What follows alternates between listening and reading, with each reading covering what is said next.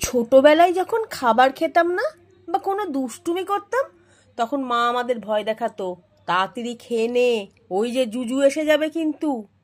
আসলে জুজু হচ্ছে ছোটদের মনে এক অজানা আতঙ্ক।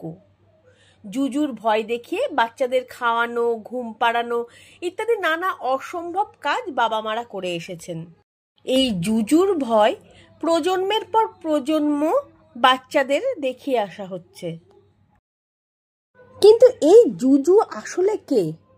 আসুন জেনে নেওয়া যাক জুজুর গল্প। বুদ্ধদেবের জাতকের গল্পের সময় থেকে এই জুজুর উৎপত্তি হয়েছে।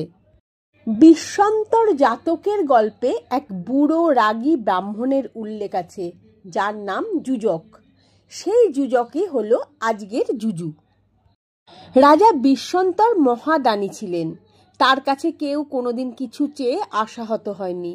নির্বাণ লাভ করার জন্য তিনি নিজের সমস্ত জিনিস একে একে দান করে দেন। এমন একটা সময় আসে যখন রাজা পুরোপুরি নিঃস্ব হয়ে যান এবং তারপর তিনি তার পুত্র, কন্যা ও স্ত্রীকে নিয়ে জঙ্গলের মধ্যে বসবাস করতে শুরু করেন। এদিকে যুজক নামের এক গরিব বৃদ্ধ ব্রাহ্মণের এক কম বয়সী সুন্দরী স্ত্রী ছিল, যে তার সকল কাজ করে দেওয়ার জন্য ব্রাহ্মণকে লোক জোগাড় করে দেওয়ার দাবি জানাতে শুরু করে।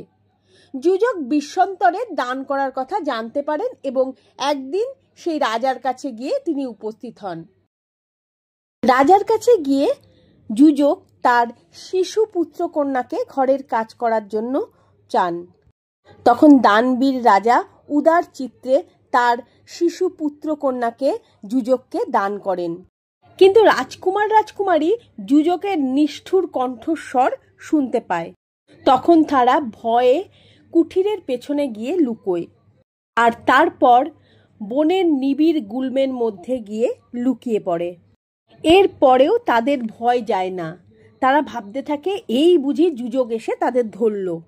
এরপর তারা কাঁদতে কাঁদতে একটি পুকুরের জলে নেমে পদ্মপাতা দিয়ে নিজেদের আড়াল করে রাখে।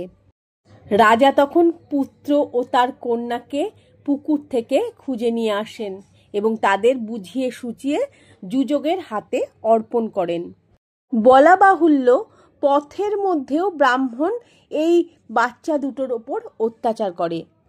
আর তখন থেকেই বলা হয় এই যুজক অপভ্রংশ হয়ে যা জুজুতে পরিণত হয়েছে, আর এই জুজুকে বাচ্চারা ভয় পায়। সময়ের সাথে সাথে বিশ্বন্তরের কাহিনী আমরা ভুলে গেলেও জুজুর ভয় থেকেই গেছে। এই বুঝি জুজু এসে ধরল।